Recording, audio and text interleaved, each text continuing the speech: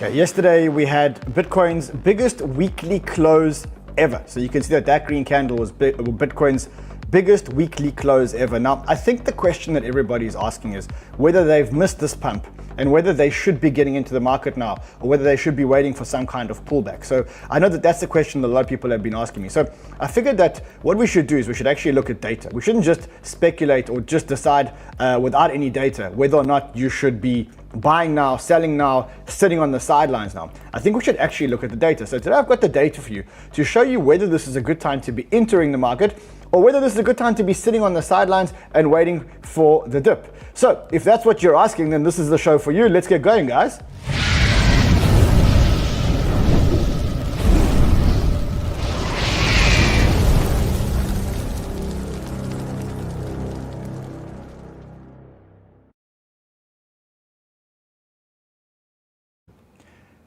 So listen, if you don't want to watch the rest of the show, then I can just tell you that this is a great time to be buying and that this rally isn't going to stop anytime soon. That's if you don't want to watch the rest of the show, that's what I'm going to say to you. So for those of you who want to leave now, you can leave now. For those of you who want to stay, well, smash the like button, obliterate the like button. One of the things that you'll see today on the show is that all the YouTube channels are exploding in subscribers. Of course, we're no different. If you're not already subscribed to this channel, you better obliterate the like button. I see people saying this is a pre-record. Abdallah, this is not a pre-record. And if it was, I wouldn't know that you were in the chat. Maxnick, I see you. It's not pre-recorded. OMG, it's not pre-recorded. I've just arrived in Thailand. And here I am bringing you crypto love and crypto wisdom. And if you don't believe me, you can see you got Blockchain Ball out here in the back smoking his doobie and watching us through his glasses. So it's a live show. It's just a late show. And the reason why it's late is because I just arrived in Thailand. As you can see, I set up, it says at the back here, welcome to Bangkok. I set up in my apartment and I'm ready to rock and roll and bring you guys crypto love and crypto wisdom. Specifically, I'm going to talk to you about whether or not it's too late. I'm going to look at the actual data. I'm going to look at what got us here, and I'm going to show you how far this thing's going to go before we actually get a pullback. And then I'm going to show you how you should be playing the altcoin market, because a lot of people are confused about how to play the altcoin market. So better late than never. What I need you guys to do to let everybody know that we're here, just obliterate the like button. I'll do the rest. I promise you that I'll make up for the late show with amazing alpha. So let's not waste any time. I think we all were here yesterday. We watched this absolute green pump. Biggest green candle that we've ever had on a weekly on Bitcoin. And for those of us who have been here for a long time, like Arthur Hayes, this was a weekend that reminded me of those good old weekend pumps. On the old days, Bitcoin could go up like 20-30% on a weekend pump. And we got exactly that yesterday. We got the Bitcoin green candle going up. And now we are in absolute price discovery. Now, if you don't know what price discovery means, basically it means that there's no levels on the chart that basically can stop you. There's no resistance levels, there's no support levels. Pretty much Bitcoin is in free float, and that's exactly what's happening. And there's no real saying where this price discovery will stop. You'll remember that when we challenged this level over here, so we kept trying to go up here and we kept going down, and it took us a long time to break. And the reason why it took us so long to break was because there were so many levels on the charts where there were previous buyers who were trying to offload and limit their losses and stuff like that. And then eventually we managed to break through the 7-month-long downtrend. But then we had another level which we needed to beat, and that was the previous all-time high, which was this level over here, and we had to get over that level, and that took us a long time to actually get through. But the good news is that now we've broken through all of that, and there are no levels on the charts to get this thing to stop. And so the difference between going up from 80 to 82,000 now is very different from when we were here and we were going from 70 to 72. That took us a long time. There was a lot of firing between the sellers and the buyers, right? There was a lot of arguing between the sellers and the buyers, a lot of fighting between the sellers and the buyers. But now that argument is pretty much finished. And the good thing is that we had the biggest green candle, but there's even better news. And the even better news is that we had the green candle when funding rates look like this. So not only have we never had such a big green candle, but we also have never had a big green candle when funding looks like that. Just look at the funding rate here. Green means funding is pretty much neutral. Blue means funding is negative. And yellow and orange mean that funding is very high. Now you can see that right now, as we look at the funding is very low for a position where we're pretty much in price discovery. And that's the first part that is telling me that there's still a long way to go on this.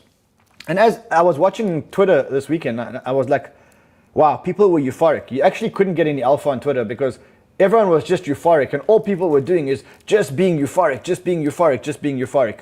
And the reality is that I had to remind people that I know we're enjoying this, but we still have 12 months at least of this bull market to go with this kind of euphoria. If you enjoyed last weekend, you're going to enjoy between now and the inauguration. Every weekend can be like this. And for the next year, it's about to get much, much, much more fun. Because what we're going through now is the small breakout, kind of like over here, right? Like if you look at November 2020 and the same pattern for November 2016, we're pretty much over here. This is what the picture looks like for the next couple of weekends, for the next couple of weeks. So I kept reminding people yesterday saying, look, if you're euphoric now, like you need to pace yourself because you've got 12 months of this left to go. And we've got history on our side. Like the first part of history on our side is that the funding rates are very low. The second part of history on our side is actually just plain history, where if you look at plain history and you look at 2020 and you go to November 2020 and you look at what happened from November 2020, we pretty much shot up. And if you go back to 2016, the same pattern emerges. So from that point of view, we've also got history on our side. The third place where we have history on our side is if you just take normal quarter fours, right? So quarter four performance on average 83%. If I look at where Bitcoin started quarter four started at September, end of September. Bitcoin started at 62,000. Take 62,000, add 80% to 62,000, you got yourself $100,000 Bitcoin, right?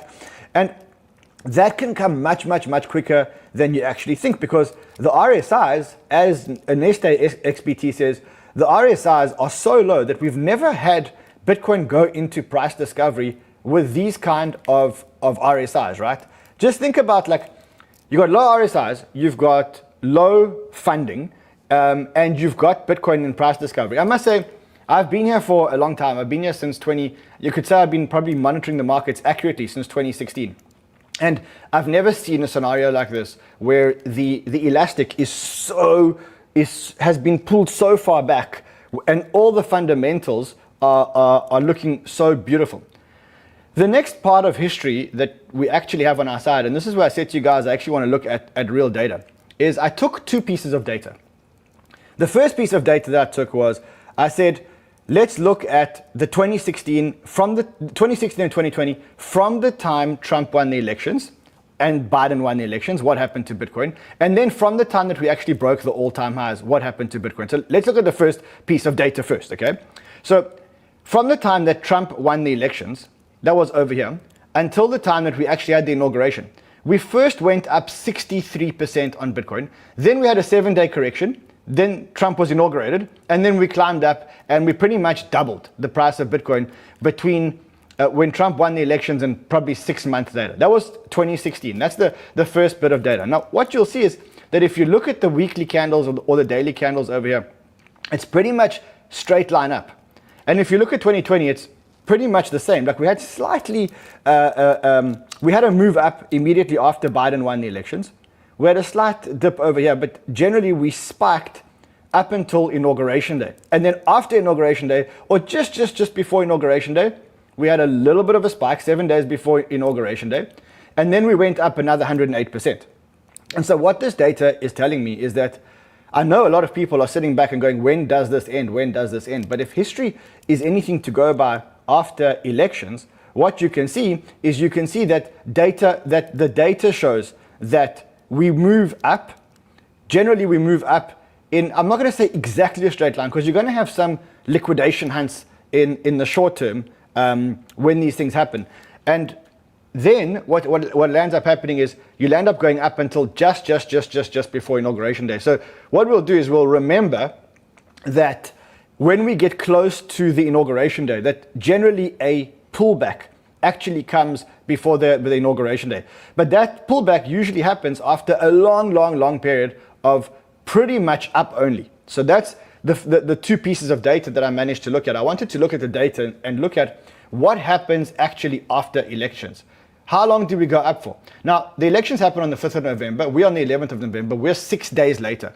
So 6 days later, would put us like somewhere over here in 2016. Like we've still got all this way to go. And if you look at 2020, again, you've got all this way to go.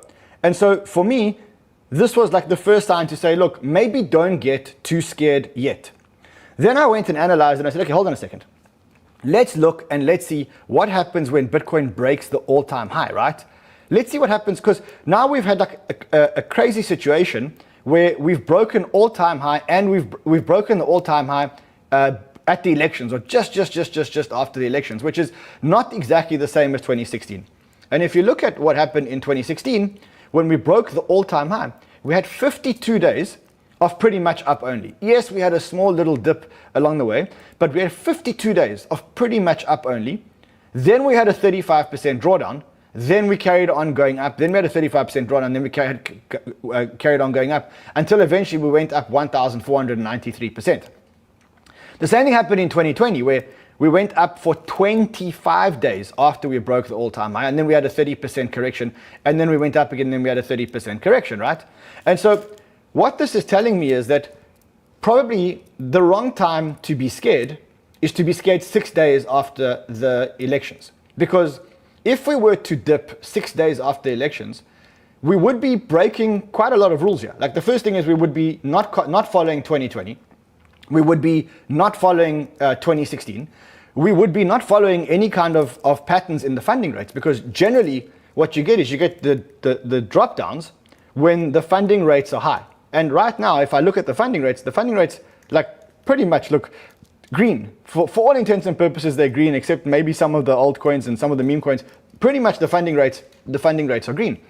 And so that tells me that we are more likely to follow a trend like the previous years, where people keep sitting outside of the market. And when they keep sitting outside of the market, the price goes higher and higher and higher. And as the price goes higher and higher and higher, they get more and more and more FOMO. And that causes them to FOMO in and FOMO in and FOMO in. And I remember that I got caught like this in 2016. So in 2016, I was pretty new to trading. I remember that I got into the markets in 2016. Bitcoin broke the all-time high. I was watching this and I said, you know, I can't buy an asset after it just passed the all-time high. And what I learned was that when you go into price discovery, that's the best time to actually be buying the assets, because there's no limit as to where this thing can actually go. Now, yes, there will be liquidation hunts along the way, but generally liquidation hunts will happen when the funding rates are high and there's a lot of funding. In fact, let me quickly try and open up a funding map for us and just look at Coinalyze. Okay, yeah, so let's look at the open interest on Coinalyze over here. And let's just go to, probably the hour is probably the wrong time frame to be looking at. Let's try and look at it on the daily. So yeah, we can do it here. Okay, let it just load up again. Let's try and get it loaded up again. So I was looking at this. Okay, this is now back on the hourly. Let's try and get it back onto the daily. Okay, so there is the daily. A lot of you are asking about the AI coin. So because I landed in Thailand, I didn't have time to get the guys on the line and send them links. We'll launch it tomorrow at the normal show time tomorrow. We'll have the AI coin launching live on the actual show. All right, that's the aggregator open interest. So you can see that the aggregator open interest has actually shot up quite a bit, but not enough to actually get a proper liquidation hunt. So you will get liquidation hunts along the way, but more than that, what we'll get is we'll get retail thinking that they've been left out and trying to really went in. So as Red Capital says, in 2013, it took 6 weeks of upside into price discovery before Bitcoin experienced any type of pullback. In 2017, Bitcoin rallied 8 weeks into price discovery before a pullback. In 2020, 2021, Bitcoin rallied for 4 weeks into price discovery before a pullback. And we're 1 week into pretty much price discovery. So that gives you just a little bit of perspective around price discovery. Now, the interesting thing around this price discovery is that the price discovery is happening at a time when the dollar is getting stronger and gold is getting weaker. So, and I think I have an understanding of why it happened. So if you look at the dollar index is at 105.6. And if you look at gold, you pretty much got gold at 2622. So gold has actually started to come down. Gold is going down because the dollar is going up. But at the same time, you got Bitcoin going down. So there's two reasons for this at the moment. The first reason is that Bitcoin was under traded, and it was under it was a suppressed trade. That's the first thing. The second reason is that you've had some maniac buying crazy amounts of Bitcoin. So Michael Saylor went all in just before the election. So between the 31st of October and November 10th, Michael Saylor went in and he bought $2 billion worth of Bitcoin. Now, remember, this is part of his $42 billion plan to buy Bitcoin, $21 million of equity and $21 billion of debt. It seems like he's actually executing on this thing right now, and he's got himself another $2 billion in cash. And so if this actually plays out, I mean, he actually could execute the full $42 billion before we know it. So that is where we're at today. We're entering, I believe, the next stage of the bull market. It's the stage of euphoria. I mentioned to you that this weekend when I looked at the charts, everybody and everything was absolutely euphoric. I mean, one guy who I love, by the way, but if I look at Miles' feed yesterday, I actually had to mute it yesterday. Why? Because he's tweeting every 20 minutes. He is absolutely euphoric. And to be honest, I think a lot of people are absolutely euphoric. And that is exactly what this stage in the bull market is about. It's about euphoria. Now, what is this euphoric time? Because you've got to understand what this euphoric time is about and understand that there's actually another time after the euphoric time, which is actually even more euphoric than the euphoric time, which is like absolutely crazy. So what is the euphoric time? Everything you own blows past all-time highs. It hasn't yet, but it will already. Everyone's a genius. Everybody's a genius. Hardest is a genius. Josh is a genius. Everybody is a genius. The private market is about to start putting a lot of money into Bitcoin. We're going to start seeing a lot of private deals getting a lot of funding. We're going mainstream again. You can see already that CNBC, all they can talk about is Bitcoin, and Bloomberg on the front page of their web and on the other front pages, all of their stuff is all about crypto. You've got Bernstein saying, like writing Societe Generale Group, big institutions writing memos to their clients. And so what's happening now is we're going into this euphoric stage. Now, this euphoric stage happens exactly when I told you it would happen. As soon as we break the previous all-time high, that is when euphoria actually enters the market. And that's why we're in this euphoric stage now. I told you that as soon as we break the all-time high, that's when retail are going to want to come in and they're going to want to get a piece of the action. They weren't here when Bitcoin was at 16,000. It's like, where were they when Bitcoin was at 40,000, 45,000?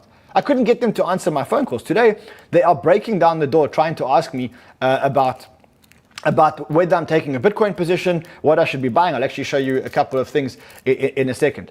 And so where we're at now is we've broken the all-time high. We're in price discovery, and retail are starting to get FOMO. And that is a very dangerous thing that's happening for retail. And it's not only retail, it's even people that are in Bitcoin. I must say, even I've got a little bit of FOMO. I should have bought more. I want to get in, right? But retail are starting to come in. Now, Miles commented yesterday, he was euphoric. He was like, wow, he had like the biggest video that he ever had. And look at the growth of subscribers. You also see the Coinbase app moving very fast up the rankings now. We went from like 400 a week ago to number 10 today on the finance stuff. In fact, we flipped. Coinbase flipped Venmo to become the fourth biggest iOS app store after Cash App, PayPal, Robinhood, and then Coinbase. And Robinhood, I want to show you in a second why Robinhood is so important. So you can see that retail, after the all-time high is broken, we started to go in. I was on the plane today. The guy that like looks after you, and I think what's his name? Not the concierge. There's a word for it. Sorry, the purser. The purser came to me. He's like, bro, I know you from crypto. Will you tell me what I should actually be buying? Fefe lost his camera at the airport, and he left his number with Lost and Found. Get this, he's like, hi there, it's whatever from Lost and Found. I forgot to ask you, what's a good trading platform to use? So this is where we're at. Like, retail are starting to come in like crazy, and they're trying to get any type of exposure to crypto. So it's not only crypto, but some of them don't have crypto accounts and don't know what crypto to buy. And so what they're doing is they're buying Bitcoin miners. They're buying MicroStrategy, which is up another 15% today. You'll remember that we got into this trade on the dip at like 180, but we've been getting into this trade for the whole bull run pretty much. I think since $70 or something. Coinbase it's up to $318. You'll remember the other day I told you to buy it at $180. when the results came out, which was here, over there. I told you to buy it at $180. I actually ended up buying a whole lot at $180. You almost doubled your money on Coinbase. So that's where retail is. They're coming in and they are trying to buy anything. And I think that the biggest problem that you're going to have in this bull market is, I mean, I looked at this, but this is the one that caught me. It was too many people are going to be mid-curving this thing. And when I say mid-curving this thing, it's a danger that you're entering your second or third cycle and you have PTSD and you've become overly conservative, that you didn't survive. And so someone says here, lower your IQ and dream big. And that's exactly what I think the solution is now. Because if you look at what the altcoins are actually doing, the altcoins that are running are pretty much the obvious altcoins, right? It's not the gem that we know about. It's not those gems that are actually running. The altcoins that have been running in the last week and the altcoins that are running today are the obvious altcoins. It's the meme coins, it's the Doge coins, it's the Cardanos. Now, the reason why that is because, remember, there's a whole lot of people who are getting into crypto through mainstream apps. And the people that are getting this part of the bull market where retail is getting FOMO, they're not looking for the 100x gem. Retail aren't like, hey bro, I need the 100x gem. All they want is they want to get into crypto. That's it. They just want to get into crypto. And so what they do is they go to the Robinhood app, and Robinhood's not known for listing like 100x gems. They list like pretty much a small list of coins, and those are the coins that are actually running. And so you don't have to be really smart to outsmart these retail investors, right? They're going for the stuff that they can get their hands on. So yesterday I saw something like really crazy, right? I saw EOS, which to me, EOS is an absolute dead token, right? Like EOS it's a 2017 token, not even a 2021 token, right? And EOS yesterday went up 26%. And there was another one that blew my mind yesterday, which was Cardano. Cardano went up, I think yesterday, I mean, let's just take the last couple of days. Cardano went up 100%. Now, the reason why Cardano went up is because Charles mentioned in a stream that he will be working with Washington, and people believe that he'll be a Trump advisor. And I'm not sure that he's actually going to be a Trump advisor. I did hear the news, and as soon as I heard the news, I did post it immediately in Frontrunners. But what happened is, these are the tokens that retail actually have access to. And so the idea is, don't mid-curve this. Don't try and look too deep. Don't try and find the 100x gem. Just get into the basic, obvious, good meme coins that you think retail are going to land up coming to buy from you. That is what this part of the cycle is actually about. It's not about looking for the 100x altcoin or the small AI coin. The things that are running today, the old AI coins, Render, Near, the things that are running this week, Render, Near, Doge, Athena, Injective, these are all the old tokens that retail actually have access to. And so you don't have to be too smart at the moment. This is not the time in the bull market to be smart. This is the time in the bull market to keep it absolutely simple. Just keep it simple, guys. Go for the big tokens that you think retail are going to buy. The people that are going to come in now, they don't know about the tiny pump fund meme coin, and they don't know about the 100x altcoin. All they know is they know Cardano, they know Solana, they know EOS, they know Ethereum. That is what they should be running. And you don't need to be a genius because, like Glenn says, everything's running. Like I see people posting things, my altcoin is up 10%. Bro, if your altcoin isn't up over 50% in the last week, you've underperformed this market because Radium's up 71%, Athena's up 87%. So it's not about, like I saw someone today posting about Algorand, like he called Algorand. I was like, you called Algorand, it's up 32%. That's an underperformer in the top 100 coins. And then if I look at, okay, let's just quickly pop this Act 2 because this is a meme coin listing on Binance, which we will talk about. But look at the second 100 coins, right? Like the average here is 100%, drifts up 272%, Peppercoin up. Like, if you performed less than that, like, what's wrong with you? You're choosing the wrong coins. And the reason why you're choosing the wrong coins is because you're not going for the obvious coins. And this is the obvious coins in the market. Now look, the reality is that we've been telling people, yesterday I saw a lot of people trying to chop in and out, getting in and out of coins and stuff like that. I was like, guys, how long have we been preparing for this? We've had 7 months to prepare for this. For the last 3 months, I've been telling you, get your portfolios ready, get your portfolios ready. In the last 2 weeks before the election, I was like, guys, you got to take your view on the election, get your portfolios ready. And now you want to come back and start looking for a portfolio when Bitcoin's broken the all-time high. Yesterday, I saw a lot of people scrambling like crazy, trying to fix their portfolios.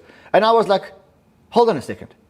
Your prep should have been done before. Now is not a good time to be prepping because now emotions are high. Now you're chasing shiny objects, right? You don't want to be chasing shiny objects. You should have been prepared. But I know a lot of people aren't prepared, right? And it's like Pt. says, he says, you had every chance from March to October 2024. And when Bitcoin decides to mark up, and by the way, when Bitcoin does mark up, it never looks back. So remember I said to you, the level that we get to the election, Bitcoin never, ever, ever gets back to the level where we were at the election. And so the trade now is to say, probably you should get in. Now, is there going to be a dip? Yes, you see, even just in the show, we've gone up from 82.6 to 83.7. That's just in the show. We're in price discovery now. There's nothing in between where we're at and all-time highs. It's just, there's nothing there. It's air. And so Bitcoin doesn't know where to settle. Now, you may get one little pullback soon. Why? Because there's a CME gap. CME gap, for those of you who don't know, is a gap between where the CME, the futures exchanges, the Chicago Mercantile Exchange, and closed on Friday, and where Bitcoin opened on Monday. And so what you got here is you got like a gap. Now, these gaps generally get closed, and so we could get like I think it's probably around 78,000. You could get a slight pullback in the CME gap.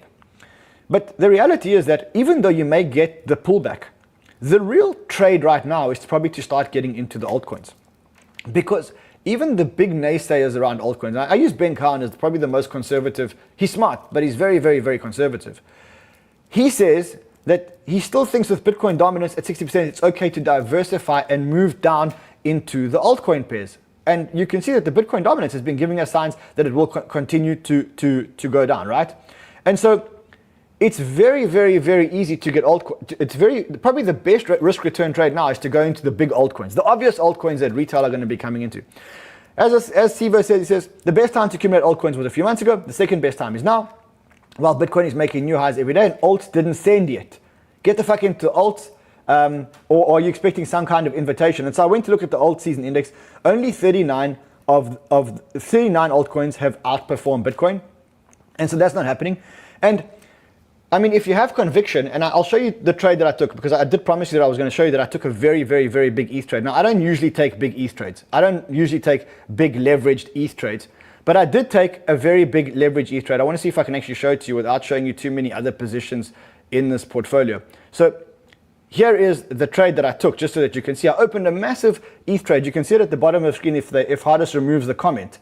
You see I went 2,100 ETH long, and that trade is now up $604,000. And I took this trade on Friday when I told you guys that I'm actually taking this trade, right? I sold my spot ETH and I took some of the money and put it into this trade, which was a leverage trade. That was one of the trades that I took. The other trade that I took, I actually publicized in Frontrunners. Now, for those of you who are new and don't know what Frontrunners is, it is our private Discord group. It's where, because we can't be live all the time, it's where we live when we're not live. And so if you do want to sign up, there is a link. Let me show you where the link is so that you can sign up. I think that they decided to extend it for like another 35 people, the buy 2 months and get 50%. So extend it for like 2 months. And that is over here. So join Frontrunners. You got to use the inauguration code Trump 2024. You'll get 2 months at 50% off, which is like absolutely, absolutely crazy. So the first trade that paid off was that trade. The next trade that really, really, really paid off is the short drift trade. I told you guys that I shorted drift because I thought it ran up too high. And the next trade, which I posted yesterday in Frontrunners, and may not be a bad trade to get into now, is the 𝗥𝗡𝗧 trade. And the reason why the 𝗥𝗡𝗧 trade is such an interesting trade is because 𝗬𝗢 has run. And generally, when 𝗬𝗢 runs, 𝗥𝗡𝗧 catches up. And I said, so 𝗥𝗡𝗧 has 3 big announcements this week. One of them is really big. I've seen it, but I can't say who's behind it, because if I do say who's behind it, then 𝗥𝗡𝗧 will never give me announcements very early. But I can tell you it's a big announcement with a very, very, very big investment company behind it. And you can see that already that trade has actually started to move, but it hasn't actually started to move. So I said, look, the trade here is go long Aptos. And if you're scared of the market going down, go long Aptos, short Sui. Because Sui's already had the run, and Aptos usually has a catch-up trade every time Sui continues to run. Even though they're both amazing tokens, I hold both of them in my portfolio.